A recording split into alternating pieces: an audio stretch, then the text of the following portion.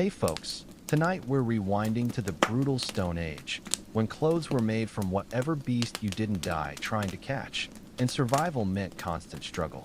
Before you get comfy, smash that like button if you're enjoying this journey, and subscribe if you genuinely dig my content. Drop a comment telling me where you're watching from and your local time. I love seeing our global community connect. Now dim those lights, maybe turn on a fan for some ambient noise, and let's dive deep into humanity's roughest chapter together. Welcome to a world where everything's sharp, freezing, starving, or burning, sometimes all at once. You've barely survived the night, and only because no hungry predator stumbled into your cave while you were snoring like a mammoth with a sinus infection. Good news, you're breathing. Bad news, you're trapped in the Stone Age. Your bed is literal bedrock, not some firm mattress situation, but an unyielding slab of geology that actively hates your spine. If you're lucky, there's some mangy fur between you and hypothermia, probably stolen from some animal you didn't actually kill, but are now wearing like a trophy. The pelt still reeks of regret and poor life choices. Attempting to sit up, your joints crack louder than a collapsing glacier, loud enough to wake a saber-toothed tiger, or at least earn disgusted grunts from the cave dweller beside you sharpening a bone knife while judging your entire existence. The air isn't just cold. It's, I can see my breath and possibly part of my soul escaping cold. No cozy fire here, just sad embers of what might have been warmth, now reduced to smoking ash and collective disappointment. Outside, the sun hasn't bothered rising yet, probably because even it can't handle this nonsense. The tribe's already moving like this is normal, like pre-dawn rock gathering, and not dying qualifies as reasonable lifestyle choices. You stick out like a philosophy professor at a survivalist convention. Clueless, sore in places you didn't know could hurt, with shoulders clicking, back spasming, and hips filing formal complaints. Breakfast? Forget it. No cozy meals here. Just the gut punch realization that if you don't start contributing immediately, you might get left behind, or worse, become posthumous meal prep. Hunger isn't a mild craving here. It's your stomach having internal arguments where all conclusions involve eating your own organs. You scan for berries or even sad jerky scraps. Nothing. Stone Age breakfast isn't guaranteed. It's a hypothetical hope whispered to uncaring sky gods who might just be rocks someone carved faces on during fever dreams. To eat, you must earn it. Digging, scraping, or chasing something faster than you. Spoiler, everything is. Your potential meals all have legs, thorns, or better survival instincts than you. Nearby, a wiry tribesman gnaws a root that looks like something you'd avoid on a dare. He offers a piece. It tastes like soggy disappointment, but it's calories. Small victories. Someone proudly displays a scrawny bird carcass, maybe 3 bites total. They pluck it with terrifying efficiency while you realize hunting success means actually keeping your catch. Revolutionary concept. Foraging seems safer until you learn every berry is either suspiciously vibrant or aggressively bland. You grab something plum-like, only for a tribeswoman to slap it away with a look that says, "I've seen people drop faster than that."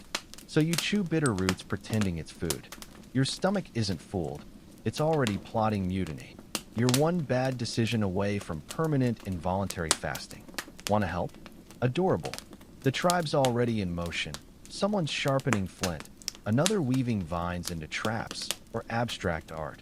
Hard to tell. You pick up a rock. It stares back. Congrats, you're bonding with geology.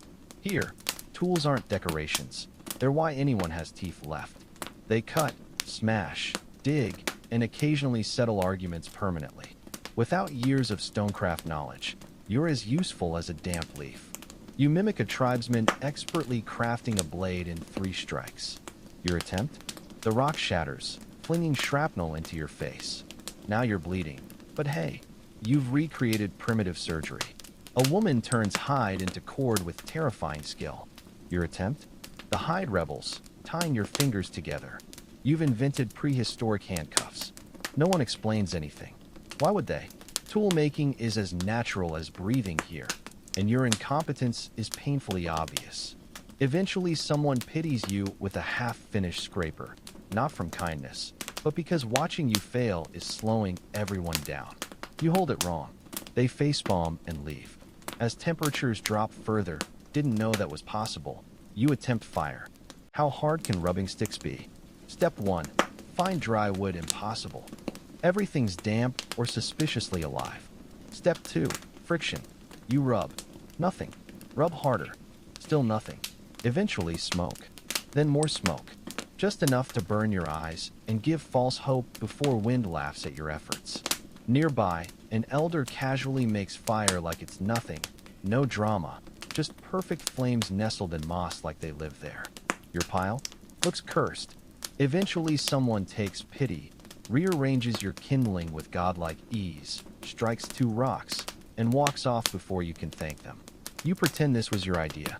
No one's fooled. Fire is life here. Warmth, safety, cooked food, predator deterrent. But it's never easy. Every flame's a battle you're losing spectacularly. Thirst hits hard. Not polite thirst, but considering licking moss, desperation. A stream beckons. Finally, something simple. You gulp the metallic-tasting water before your stomach gurgles ominously. Here's the brutal truth. Stone Age water isn't filtered spring water. It's nature's questionable soup. Animals drink it, people bathe in it, things die in it. There's no quality control, just Russian roulette with parasites. No one else is drinking. That should have been your clue. An elder boils water wisely. You drank straight from the source like an amateur. A child hands you warm, dirt-scented water in a gourd, still safer than whatever's now colonizing your intestines. Thirst is constant, water everywhere, just inconveniently deadly. You hear whispers of a man who drank from the wrong bend and didn't live to regret it. Now, it's a waiting game. Will you hydrate or spend tomorrow regretting every life choice? You've decided to join the hunt. Bold move. Stupid move, but bold. They hand you a spear that smells like its last victim. Probably something with tusks and anger issues. The hunters check gear like they're heading to the supermarket. If supermarkets stocked items that could impale you. The forest goes dead silent as you enter. Not peaceful quiet, but the kind where every animal within miles knows you're coming and has unanimously voted to avoid you. Then, a wild boar appears, built like it bench presses trees for fun. You raise your shaking spear just as it charges. What follows isn't heroic. It's you running like your life depends on it. It does, tripping over roots and eating dirt, literally. Behind you, actual hunters move with terrifying coordination. One flanks left, another circles right. Spears fly. The boar goes down.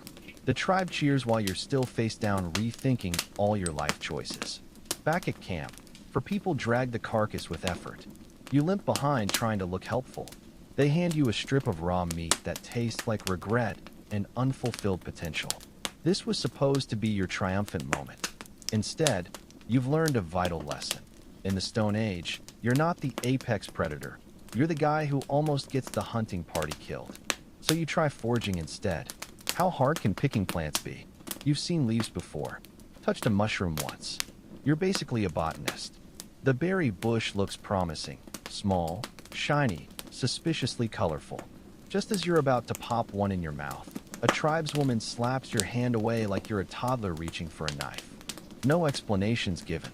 Here, knowing what's edible isn't trivia. It's the difference between dinner and death by diarrhea. You dig up tubers, sniff mushrooms like a connoisseur before remembering these aren't grocery store buttons. They hallucinate into the void death caps. A tribesman shows you something resembling a deformed carrot. You nod like you know it. It tastes like dirt and poor decisions, but at least you're not dead yet. Plants here don't run or bite. They just sit there quietly waiting for you to screw up. Some need boiling, others drying. Many will kill you if prepared wrong. There are no shortcuts, just symptoms. You return with 2 sad tubers and newfound respect for ancestral knowledge you clearly lack. Let's discuss your outfit. If you can call animal hides haphazardly stitched together with regret and sinew clothing. It doesn't fit, breathe, or stop smelling like something died in it, because something did. The seams, made of dried tendons, dig into your skin if you move wrong. Nearby, a woman softens hides by chewing them. because apparently teeth are valid tailoring tools. Your fur tunic flaps like a malfunctioning sail. The mismatched boots, tied with gut strings, chafe like betrayal. When it rains, your outfit becomes a soggy, reeking sponge slowly reanimating down your back. Meanwhile, tribespeople move comfortably in their handmade gear while you look like a failed taxidermy project. The tribe tolerates you at best. After days of almost getting everyone killed, you rank somewhere between deadweight and leopard bait. During fire circles, they leave a 4-foot buffer zone around you like you're contagious, which, given the questionable water, might be true. Status here depends on usefulness. Can you hunt? No. Forage? Barely. Not scream when insects crawl up your leg. Sometimes. You're not in the inner circle. You're the flammable guest no one invited. Your attempts to help backfire spectacularly. Wrong roots gathered. Holes poked through hides. When handed firewood, you stand holding it like a confused art student. Eventually they stop asking. Even a child tests you by offering a sharp rock. You hold it upside down and bleed on yourself. No one mocks you. That would require caring. Night falls without lanterns or flashlights. Just sudden, suffocating blackness. The fire's glow makes shadows more terrifying. Something howls nearby, either a wolf or something that eats wolves. Either way, it knows where you are. The tribe sleeps in a warm pile of shared body heat. You get the cave's drafty side, the human equivalent of the doghouse. Every rustle outside sounds like death approaching. Even the stars look judgmental. If something eats you tonight, it won't be personal, just efficient. You're slow, weak, and smell like failure. The tribe might not even notice. Morning brings new wonders. You're sore in places that shouldn't exist. Your blanket migrated overnight, your ankles busted, and there's a mysterious bite on your arm. Bug? Rodent? Judgment from the universe? The tribe's already working. They either don't sleep or power through exhaustion like everything else. You hobble to the dead fire pit, hoping for warmth. The ashes are cold because no one trusted you to tend it. Someone hands you a stick without explanation. You fail whatever test this is. Your muscles scream from activities they weren't designed for, like not dying. Your pride remains where you tripped over those tubers yesterday. Rain starts as a drizzle, then becomes a downpour. Your shelter, branches tied with hope, leaks in 3 places. The floor becomes mud.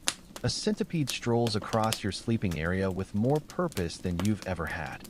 People adjust seamlessly, moving firewood, hanging hides to dry. You help by knocking over tools loudly. Now you're wet and in the way. Someone tosses you a damp pelt. It helps slightly. You sit dripping while the storm rages like it's personally offended by your existence.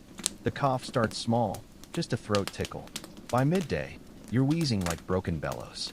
Fever hits. Not cozy warmth, but your skin might melt off heat. An elder gives you moldy leaves to chew. They taste like expired spinach marinated in despair.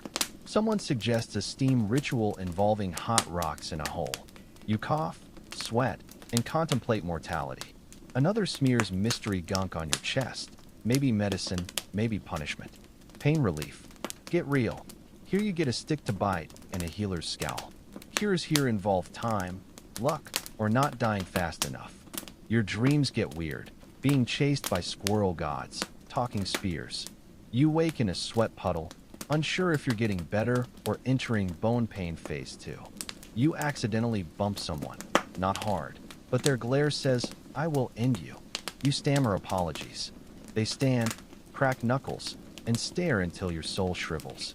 Conflict resolution here isn't about mediation. It's about who survives the disagreement. Someone casually sharpens a stick nearby. Not threatening, just a friendly reminder that social norms include, "Don't make me stab you." You offer a smoked fish as peace offering. It's rejected, not because of the gesture, but because you overcooked it, thus insulting 8 generations of ancestral recipes. An elder breaks a stick symbolically. The grudge holder walks away. Apparently you're not worth murdering today. Someone pats your back, either in solidarity or to check which ribs are easiest to break. Here, peace requires skill. A wrong glance, uneven meat distribution, or loud breathing during sleep can spark consequences. There's no agree to disagree. Just agree or get banished into leopard territory. Against all odds, you've survived a full Stone Age day. Though survived might be too generous. You're breathing, yes, but far from thriving. Your clothes are permanently damp, your dignity lies in tatters, and your stomach hasn't forgiven yesterday's questionable dietary choices. Every muscle in your body has filed formal complaints with management. The tribe hasn't exiled you yet, possibly an oversight, or maybe they've decided your spectacular failures provide quality entertainment.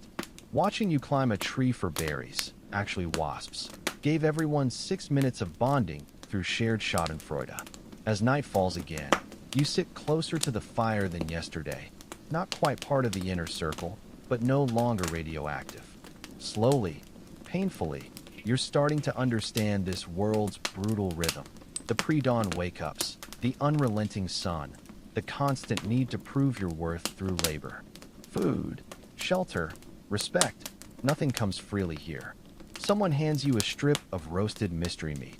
You nod gratitude. It's tough, salty, and tastes vaguely of fur and poor life choices.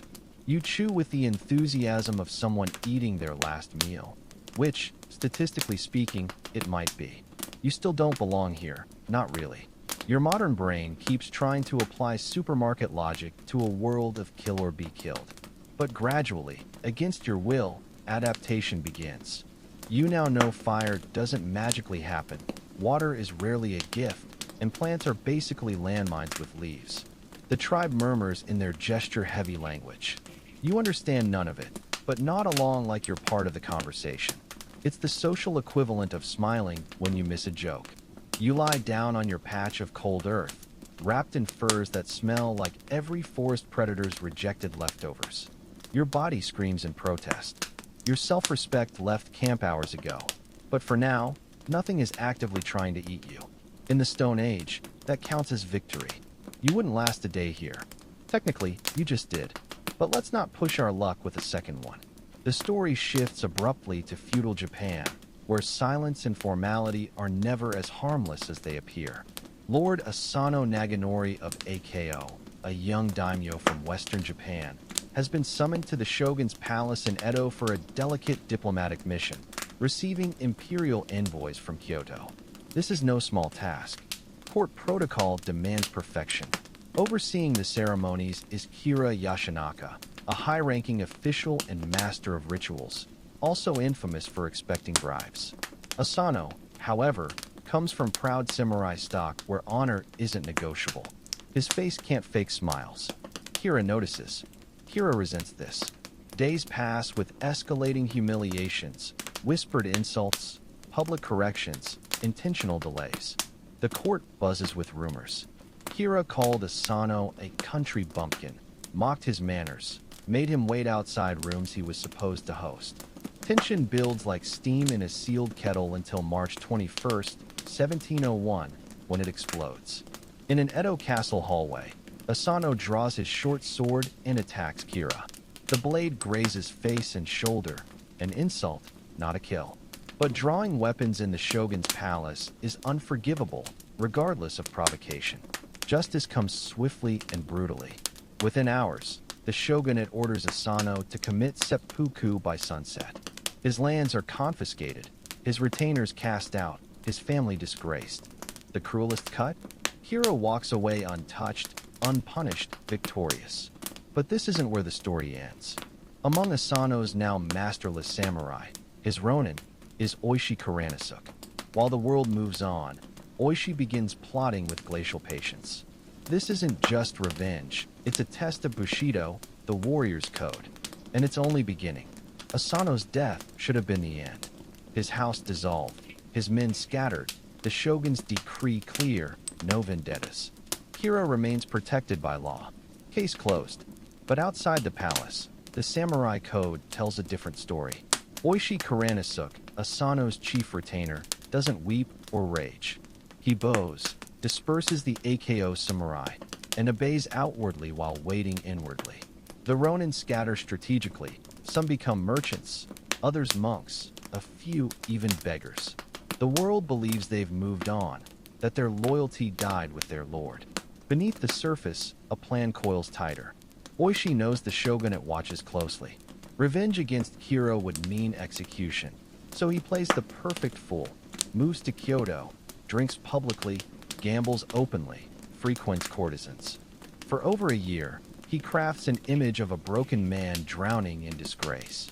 Meanwhile, secret letters pass between Ronin. They study Kira's mansion layout, guard rotations, daily habits. Kira, smug in victory, relaxes his vigilance.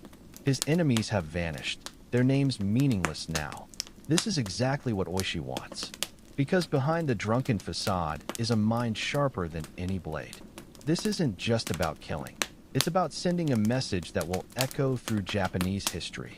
When winter's grip tightens in late 1702, 47 Ronin make their choice. No more waiting. Oishi gathers his brothers in arms. Some travel days to reach Edo. Others never truly left. They reassemble not as scattered men, but as samurai once more.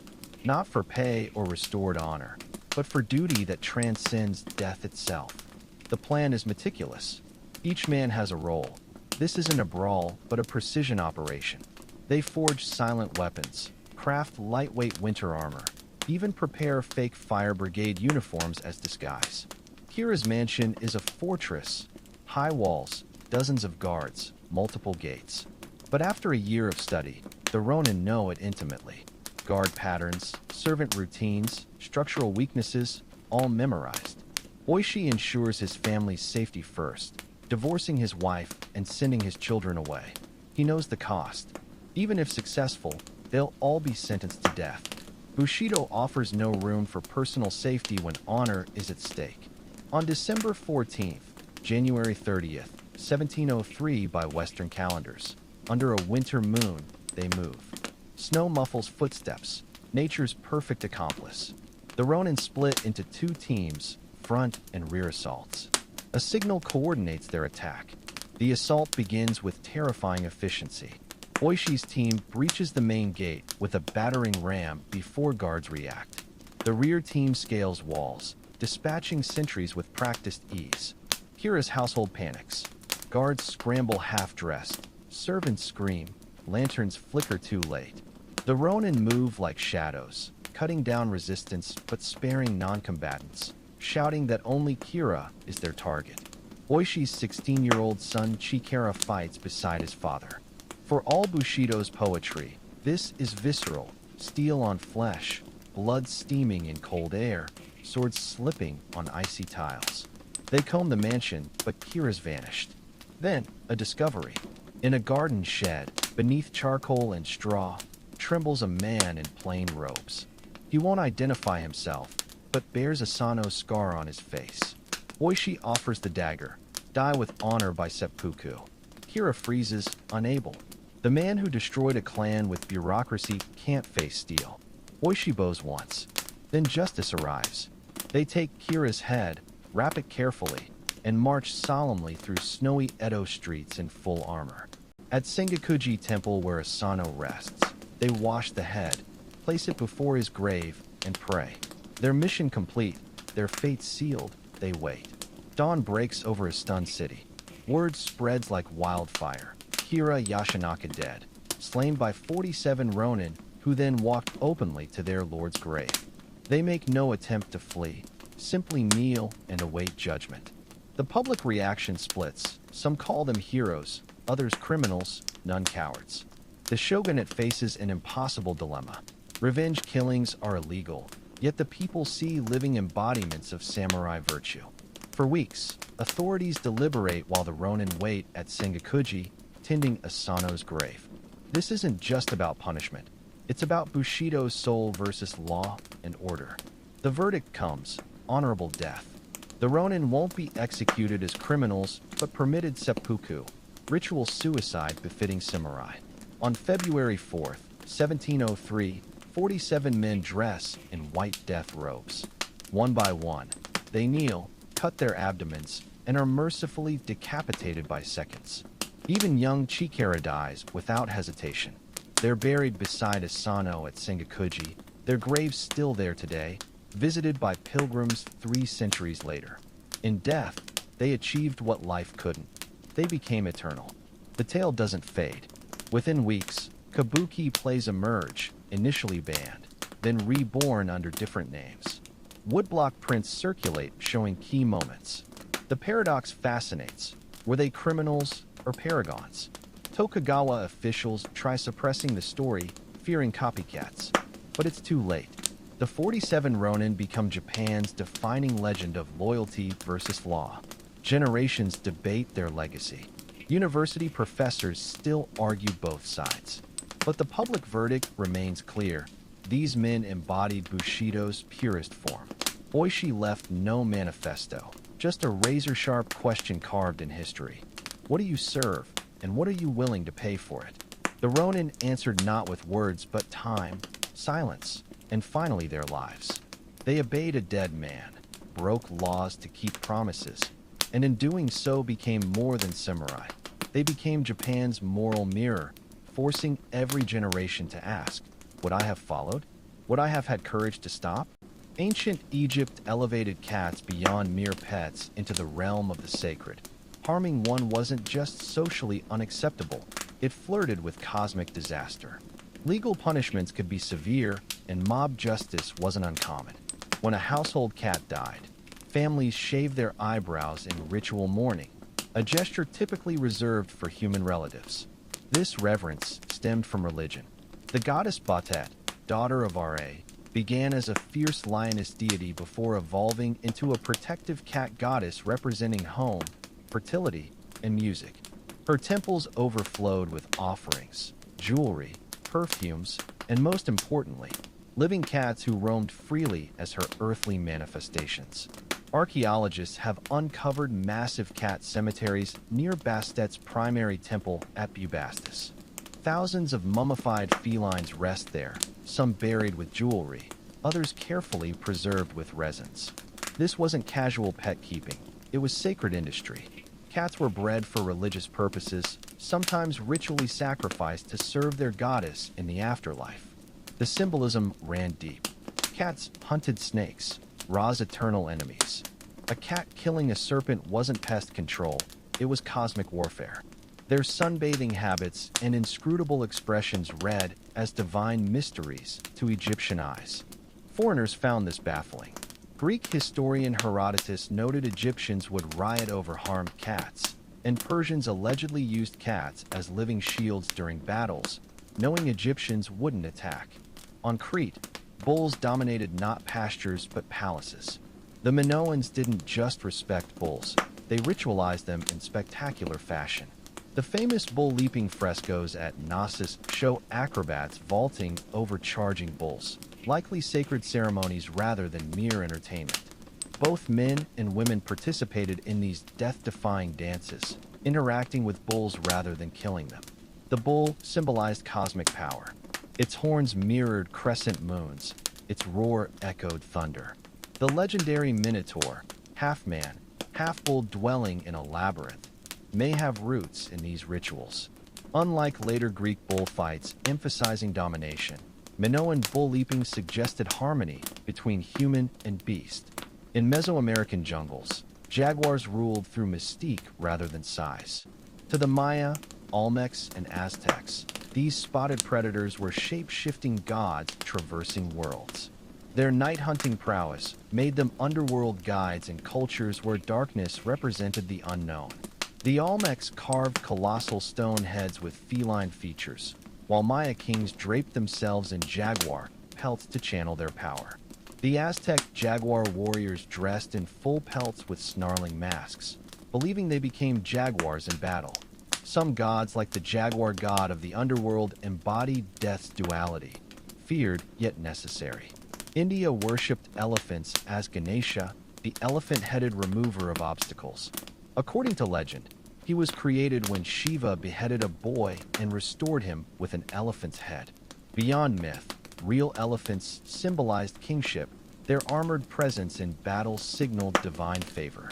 Temple elephants still parade in golden regalia during festivals, receiving devotion as earthly deities. Vedic literature connected elephants to rain and fertility. Airavata, Indra's multi-headed white elephant, was said to summon storms with its trumpet calls. Unlike warlike bull symbolism elsewhere, Indian elephant veneration emphasized wisdom and gentle strength. Serpents slithered through global mythologies as complex symbols. In Mesopotamia, Ninjashida was a serpent-shouldered god bridging living and dead. Hindu Nagas were semi-divine water spirits, while Vishnu rests on the infinite serpent Shisha, floating on cosmic oceans. The Ouroboros, serpent eating its tail, represented eternity across Egyptian and Greek traditions. Even biblical serpents held duality. Cursed and eating, yet Moses' bronze serpent healed Israelites. Mesoamerica's feathered serpent Quetzalcoatl combined snake and bird, symbolizing creation and learning. Ancient minds saw serpents not as evil, but as mysteries made flesh, cold, patient, and eternally watching. Egypt's Nile crocodiles inspired paradoxical reverence. Deadly threats became Sobuk, the crocodile-headed god of fertility and military power. His temples housed live sacred crocodiles adorned with gold. When they died, they were mummified with care. Sobuk represented nature's duality. The Nile brought life, but could drown. Crocodiles were gods who might eat you. Norse mythology gave animals ominous roles. Odin's ravens Hugin, thought, and Munin, memory, scouted the world daily, whispering secrets in his ears. Wolves were more ambiguous. Odin kept two, Jerry and Freki, as companions, but Fenrir the giant wolf was destined to kill Odin during Ragnarok. The gods tricked Fenrir into magical bindings, delaying doomsday. Unlike pastoral animal symbols elsewhere, Norse creatures reflected harsh realities. Ravens feasting on battlefields weren't morbid but oracular. Wolves symbolized both loyalty and inevitable destruction. These weren't pets, but pieces of fate's machinery. Vedic India sanctified cows as embodiments of earth goddess Prithvi. The Rigveda forbade killing them, associating cows with abundance goddess Aditi. Kamadhenu, the wish-fulfilling cow, emerged during crises to restore balance.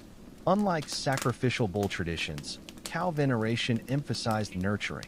Their milk, butter, and ghee were ritual offerings transforming into divine energy through fire sacrifices. Ancient bird symbolism soared globally. Egypt's ibis represented Thoth's wisdom, while hawks symbolized Horus' kingship. Mesopotamian eagles signified storm gods, and Zeus used eagles as thunderbolt couriers. India's Garuda, half eagle, half man, was Vishnu's mighty mount who battled serpents. Birds weren't just animals, but divine messengers traversing heaven and earth. Thomas Jefferson existed in a constant state of intellectual tension, a man who worshipped ideas more than ideologies. He envisioned himself not as a politician, but as an Enlightenment philosopher who happened to govern, surrounding himself with books and classical architecture at Monticello while reading Virgil and Voltaire by candlelight. His famous declaration, "I cannot live without books," wasn't hyperbole, but creed. When he penned, "All men are created equal," it wasn't political theater, but philosophical conviction, words meant to echo across centuries. Liberty, reason, self-governance weren't campaign slogans, but his secular religion. He dreamed of a world without monarchs where educated yeoman farmers tilled their lands free from superstition. Yet this visionary had blind spots wider than the Potomac. The same man who championed liberty owned over 600 enslaved people during his lifetime. He condemned slavery as moral depravity, in writing yet freed fewer than 10 people he personally owned. Some he sold to settle debts. Others, like Sally Hemings, existed in horrifying limbo, both property and intimate partners in a relationship that couldn't possibly involve consent. Jefferson's Monticello wasn't just a plantation, but a monument to this contradiction. The neoclassical mansion housing his brilliant mind was built and maintained by enslaved laborers. They farmed his fields, cooked his meals, crafted his furniture. Their forced labor made his intellectual pursuits possible. Detailed records showed Jefferson referring to human beings as assets, their values carefully notated alongside livestock. Publicly, Jefferson advocated gradual emancipation. Privately, He couldn't or wouldn't dismantle the system that enriched him. His 1780s proposal to ban slavery in new territories failed. By his presidency, he'd stopped pushing for abolition, fearing racial violence and economic collapse. The man who wrote revolutionary equality clauses died, leaving most of his slaves in bondage, their fates determined by his crushing debts rather than his lofty principles. This paradox defines Jefferson's legacy. Was he a hypocrite, a product of his time, or proof that even brilliant minds rationalize injustice when it benefits them? The plantation's physical layout said it all.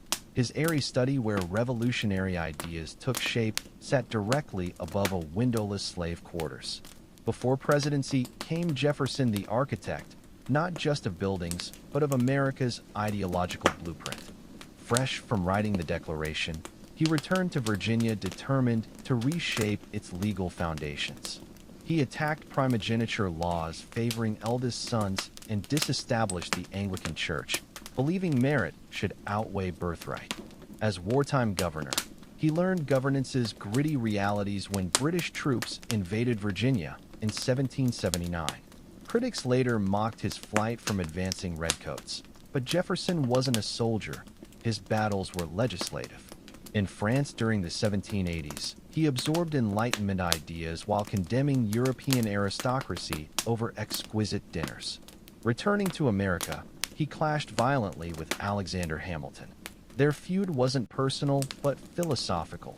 Hamilton's vision of strong central government and industry versus Jefferson's agrarian republic of self-sufficient farmers.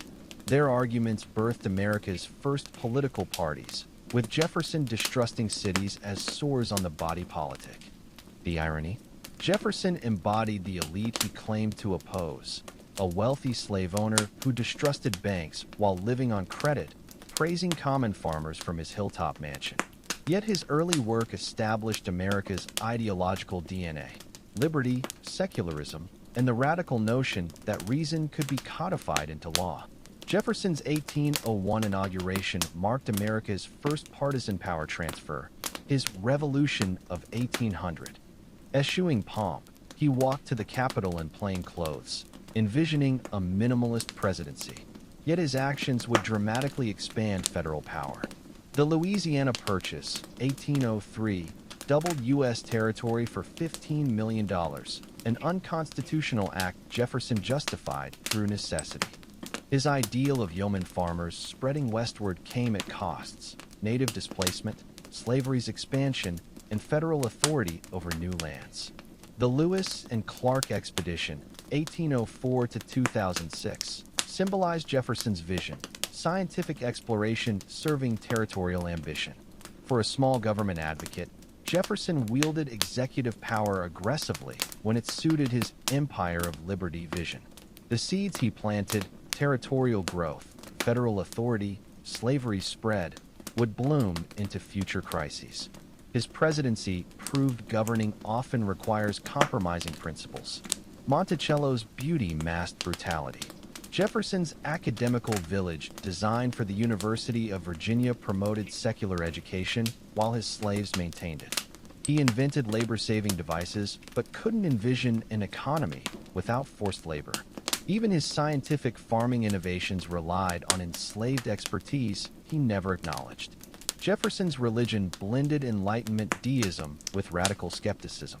He admired Jesus' ethics, but rejected divinity, literally cutting miracles from his Jefferson Bible. His Virginia Statute for Religious Freedom, 1777, enshrined church-state separation, one of 3 achievements he wanted on his tombstone. Fierce critics called him godless, especially after denying Christ's divinity during the vicious 1800 election. But Jefferson's faith was in reason, not dogma.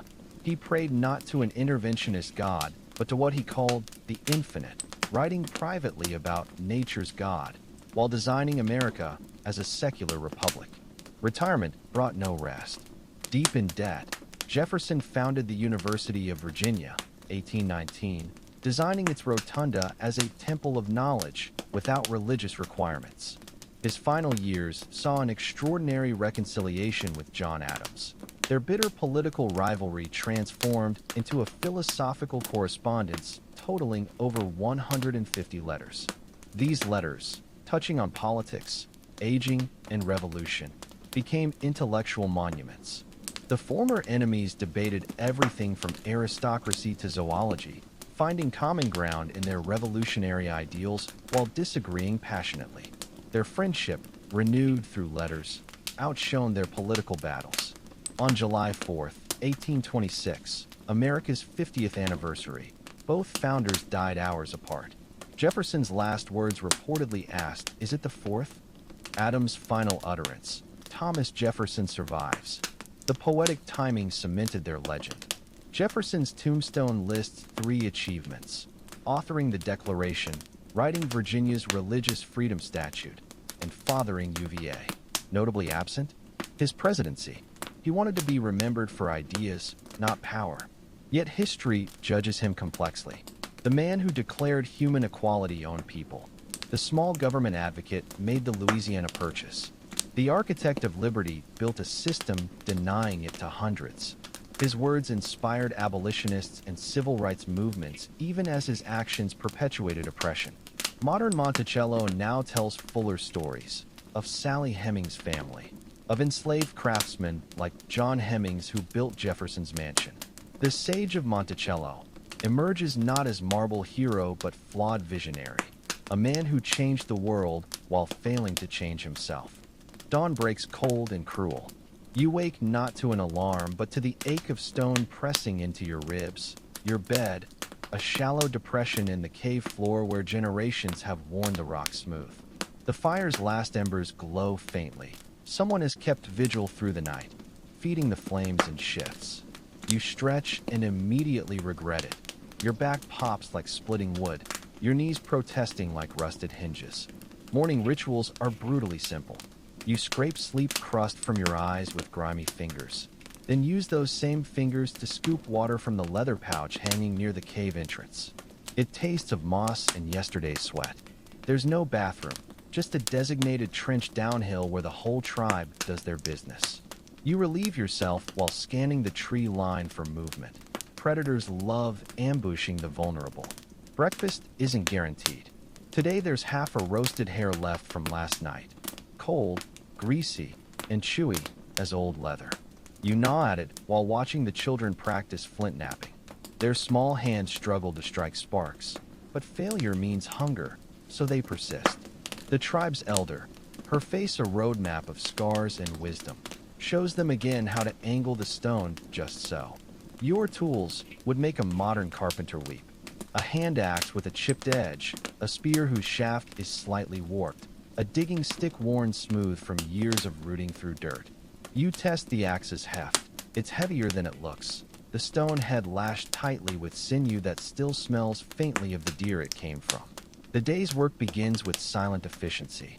No meetings, no memos. Just the unspoken understanding that food won't hunt itself. The hunters melt into the forest like shadows, while you join the gatherers. Your group moves in practiced formation. 2 scouts ahead, someone watching the rear. Everyone's ears tuned for the telltale crack of a branch underfoot. Foraging is part treasure hunt, part minefield. That cluster of mushrooms? Deadly. Those berries? Only safe after boiling. You pause at a promising root, until the woman beside you slaps your wrist hard enough to leave a mark. She points to faint teeth marks on nearby bark. Rodents had nibbled here, a bad sign. You nod thanks. Survival here is a language of gestures and hard lessons. Noon brings no lunch break. You chew a leathery strip of dried meat while working, some ancient ancestor of jerky, preserved in smoke and desperation. Your stomach growls, but you don't complain. The children get fed first in this tribe. Their bony frames a constant reminder of how close starvation always lurks. The afternoon turns treacherous. A sudden downpour sends you scrambling for shelter under a rocky overhang. Wet hides cling to your skin like a second, colder epidermis. Someone starts a small fire using dry tinder carried in an oiled pouch. Precious technology in this damp world. You huddle close, breathing in the smoke that keeps biting insects at bay. Dinner is whatever didn't outrun you today. A few fibrous tubers, some edible grubs, and if the hunters were lucky, stringy meat roasted over coals. No salt, no seasoning, just the primal satisfaction of calories. You eat every scrap, even gnawing the bones for marrow. The tribe eats in silence, too exhausted for chatter, their faces painted orange by flickering firelight. Nightfall brings new terrors. Beyond the fire's glow, the darkness is absolute. Something howls in the distance, not a wolf, but something bigger. The sentries take their posts, spears in hand. You settle into your sleeping spot, pulling a mangy fur over yourself. It smells of rancid fat and wood smoke, but it's all that stands between you and hypothermia. As you drift off, you count the day's small victories. No one was mauled by predators. No one ate poison by mistake. The fire didn't go out. Tomorrow will be the same. And the day after. And the day after that. Survival isn't an event here. It's a continuous, grinding verb without pause or punctuation. The Stone Age doesn't care about your dreams, your potential, your modern sensibilities. It only asks one question, over and over. Can you last another sunrise? The moon hangs heavy tonight, a sliver of bone white against the star-strewn sky. You lie awake listening to the symphony of the wilderness, the distant hoot of an owl, the rustle of something small moving through dry grass, the occasional snap of dying embers in the fire pit. Every sound magnified in the darkness, every shadow stretching long like grasping fingers. Your body aches in languages you didn't know existed. New blisters have formed over old calluses on your palms from yesterday's digging. The spear wound on your thigh, earned during that ill-fated boar hunt last moon, itches fiercely beneath its poultice of crushed herbs and animal fat. You resist scratching. The elder warned infection could creep in like a silent thief. A child's whimper cuts through the night. One of the little ones stirs from a nightmare. Without words, two mothers move in unison, one gathering the trembling child, the other adding dried moss to the fire. The flames lick upward, casting monstrous shadows that dance across the cave walls. No one tells the child it's just a dream. Here, nightmares often wear teeth and claws. Dawn comes grudgingly. The sky shifts from black to the color of bruised flesh before lightning to a watery gray. Around you, the tribe stirs with practiced efficiency.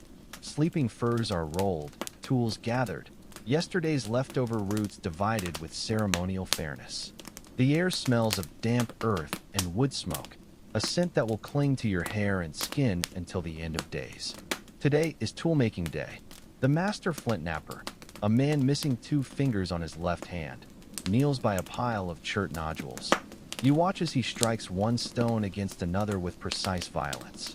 A flake the size of your palm shears away, its edge sharper than any modern blade.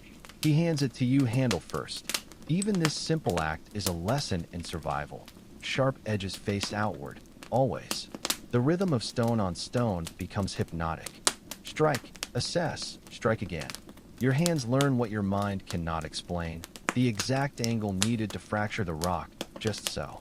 When you finally produce a serviceable hand axe after 3 failed attempts, the master grunts approval. This is high praise. You'll use this axe to dig roots, scrape hides, maybe even butcher meat if the hunters succeed. The women return from the stream with water pouches made from stitched animal bladders. One carries a fish impaled on a sharpened stick, a lucky find trapped in a shallow pool. It's not much, but added to the gathered greens and yesterday's remaining hair, it might make a thin stew. Your stomach growls at the thought. A commotion erupts near the cave mouth. The hunters have returned empty-handed, but one clutches his forearm where blood seeps between his fingers. A boar's tusk found its mark. The healer moves swiftly, prying the man's hand away to reveal the wound, angry and deep, but clean. She reaches for her medicine pouch, spider webs to staunch bleeding, a paste of yarrow and honey to ward off spirits of infection, strips of softened hide for binding. You're sent to gather more yarrow. The sun beats down mercilessly as you scour the rocky slopes. Your eyes have learned to spot the feathery leaves among the weeds, this knowledge earned through previous failures. When you return with a fistful, the wounded man sits quietly as the healer works her magic. His jaw is clenched, but he makes no sound. Pain is a constant companion here. Complaining is a luxury no one can afford. As evening falls, the tribe gathers around the fire. The day's meager catch simmers in a hide pouch suspended over the flames, stone boiling being the closest thing to a pot you've got. The conversation is sparse, conveyed more through gestures and grunts than words. Someone begins sharpening a spear point. The rhythmic scraping becomes the evening's soundtrack. The stars emerge one by one like curious eyes peering down. You try to imagine what stories the tribe might tell about these celestial patterns, but your modern mind keeps superimposing constellations you once knew. Orion, Ursa Major. Here, they're probably seen as great hunters or spirit animals. The elder notices your gaze and points to a particularly bright cluster, muttering a word that might mean ancestors or guides. You nod as if you understand. Sleep comes fitfully tonight. The wind has shifted, carrying with it the musky scent of something large moving through the valley below.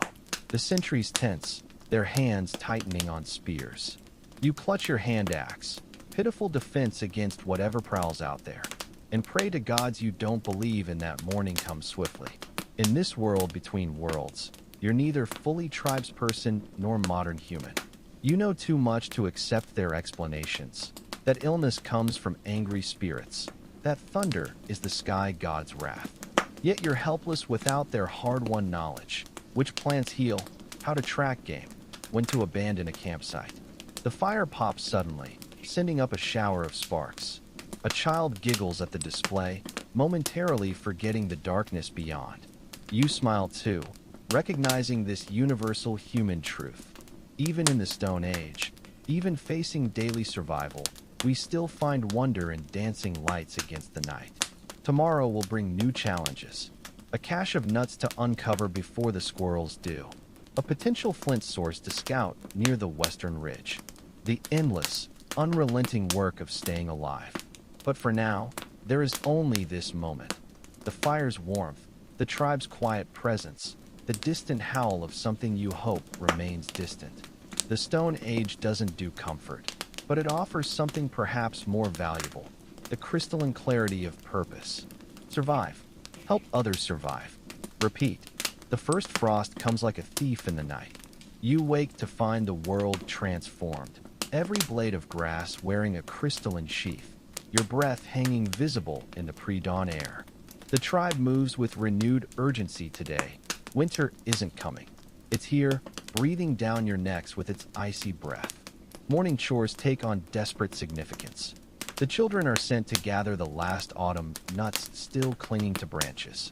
The hunters depart before full light, their spears tipped with newly chipped stone points. Winter hunting means tracking prey over harder ground, through deeper snows. You join the firewood party, your stone axe now a familiar weight in your hand. The forest has become a different beast. Leaves that once rustled green now crunch underfoot in shades of brown and brittle yellow. Every snapped twig echoes like gunfire in the crisp air. You work in pairs, one to chop deadfall, another standing guard with a heavy club. Predators grow bold when hunger sharpens their ribs against their hides. By midday, your fingers have lost feeling. The crude leather wraps around your hands do little against the creeping cold. When you pause to blow warm breath onto your fingertips, you notice the old woman watching. She wordlessly hands you a lump of rendered fat to rub into your skin, primitive insulation against winter's bite. The return trek is slower, burdened with armloads of precious fuel. A sudden movement in the underbrush sets everyone's teeth on edge, only to reveal a grouse bursting into flight. Laughter follows, nervous and too loud. The tension breaks when someone spots beechnuts scattered beneath a tree, a final gift from the fading autumn. Back at camp, the hunters have returned with mixed fortunes. One carries a hare so scrawny its bones press against its skin. Another has a bloody gash across his forehead where a boar's charge sent him tumbling into rocks. But the third hunter wears a grin. He's dragged home a young deer, its throat torn open by what looks like wolf teeth. The kill wasn't his, but he'll take what the forest gives. The butchering begins immediately. Nothing will be wasted. Meat stripped from bones. organs placed carefully in a hide, even the brain scooped out for tanning hides later. Children are given the marrow bones to crack open, their small fingers probing for every precious drop of fat. The hide is stretched and scraped clean. Winter clothing can't wait. As shadows lengthen, the air takes on a new sharpness. The elder examines the deer's liver with practiced eyes, turning the organ this way and that. He points to dark spots none of the others seem to find remarkable, some omen you don't understand. The meat is divided with ceremonial care, certain portions given to the families with youngest children first. Dinner is a feast by Stone Age standards. Venison roasted on sticks over the fire, tubers baked in the embers, a handful of late berries for tartness. The injured hunter eats first, his forehead now smeared with a pungent paste of herbs and ashes. Conversation flows more freely tonight. There's meat in bellies and hope for surviving another winter. The storytelling begins as flames die down. An old man with a twisted leg begins chanting, his voice rising and falling like wind through canyon walls. He tells of the great bear whose claws carved out the valleys, of the first fire stolen from the mountain spirits. The children listen wide-eyed, their imaginations painting pictures no modern screen could match. You find yourself drawn in despite the language barrier. There's a rhythm to these tales that transcends words, the rise and fall of dramatic pauses, the way hands shape shadows on cave walls, the shared gasps when the storyteller mimics a wolf's howl. This isn't just entertainment. It's the living library of your people, the wisdom of generations distilled into narrative. The cold drives everyone to bed early. Sleeping arrangements have changed with the season. Now the whole tribe nests together like wolf pups, sharing body heat beneath a pile of furs. The closeness would have shocked your modern sensibilities months ago. Now you burrow into the warmth without a second thought, too grateful for the shared heat to care about privacy.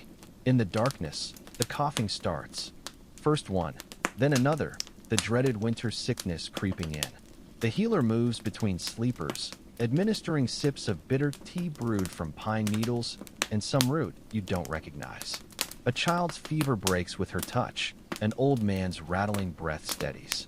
Medicine here is equal parts herb lore and faith, but it works more often than not.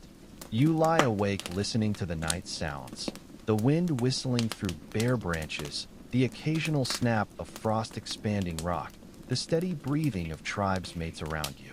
Somewhere in the distance, wolves sing to the moon, a sound that no longer fills you with terror, but with a strange kinship. They're just another tribe trying to survive winter's knife edge.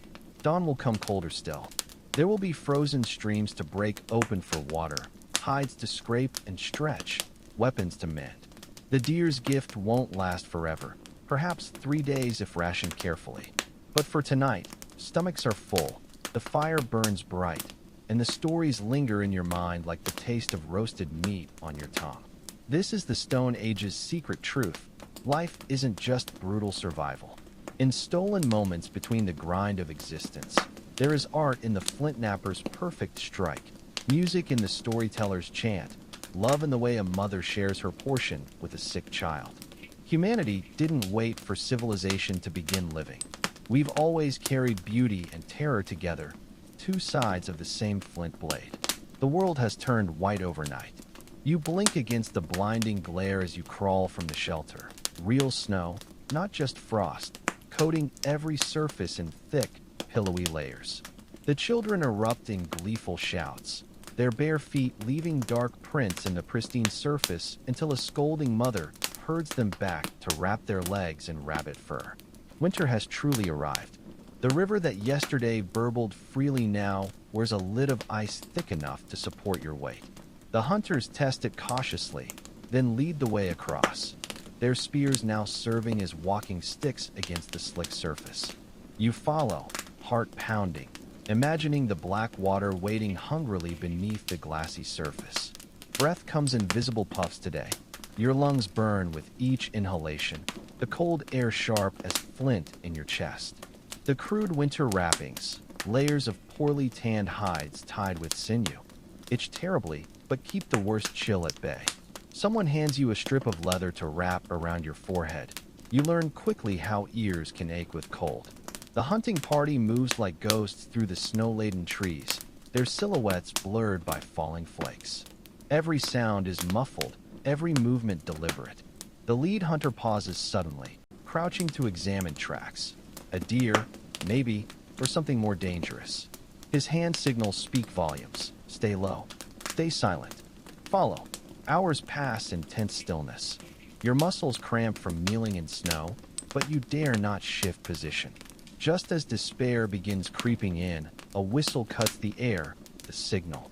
The hunters explode into motion, driving a young buck toward the waiting spears. The kill is quick, merciful, a far cry from modern hunting fantasies. This is survival, not sport. Butchering happens on site today. The carcass would freeze solid before reaching camp.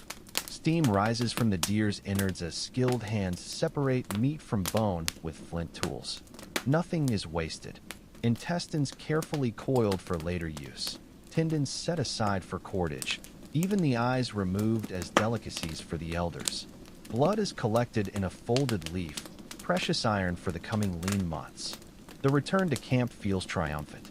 Children dance around the hunters, their high-pitched cheers scattering birds from nearby trees. The deer's head will be mounted near the fire, an offering to whatever spirits guided today's success. Already, stories are being woven about the hunt. How the lead hunter stood his ground against the charging buck, how the youngest spearman made his first kill. Nightfall brings a celebration of sorts. The fire is built higher than usual, its glow reflecting off the snow like a second sunrise. Someone produces a bone flute, its reedy notes floating through the crisp air. A woman begins chanting, her voice rising and falling in time with the flickering flames. Others join in, their harmonies creating something ancient and wordless that raises the hairs on your arms. You're handed a steaming pouch of something bitter. The deer's blood mixed with melted fat and crushed herbs, a strength drink that burns its way down your throat and settles like a warm stone in your belly. The children giggle at your expression but drink their smaller portions without complaint. This is medicine, ritual, and nutrition all in one. The storytelling takes a darker turn tonight.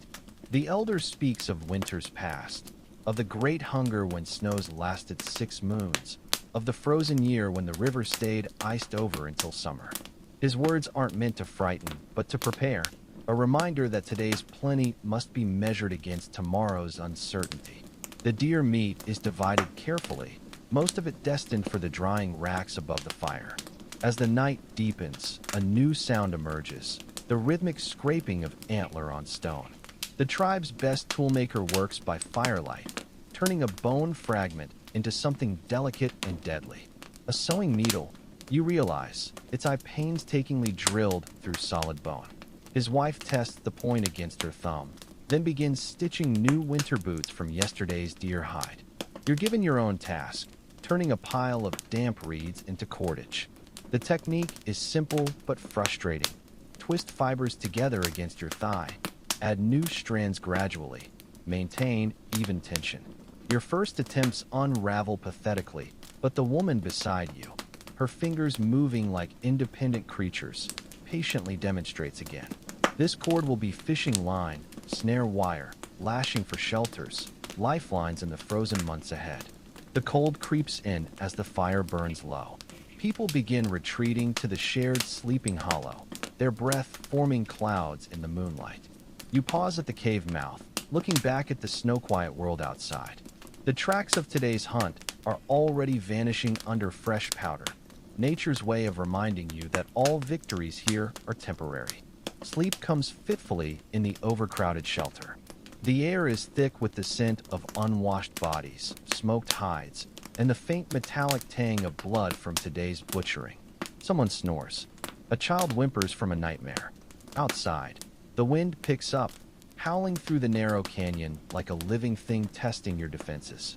In this perpetual twilight between firelight and dawn, you contemplate the strange duality of Stone Age life. The brutal daily struggle for survival exists alongside moments of startling tenderness. A mother sharing her last piece of dried fruit with a crying child, hunters massaging warmth back into a companion's frostbitten toes, the entire tribe moving aside so an elder can sleep closest to the fire. Tomorrow will bring its own challenges.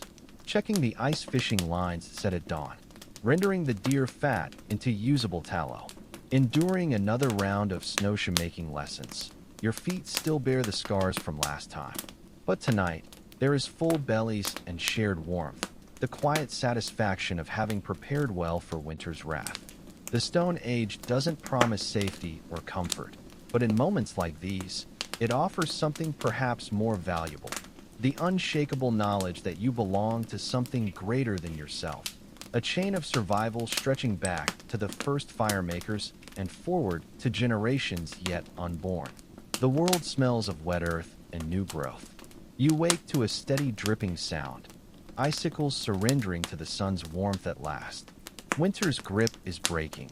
The snow that once stood knee-high has retreated to stubborn patches and shadowed hollows. The air carries a scent you'd almost forgotten, the green promise of spring. Camp erupts into joyful chaos.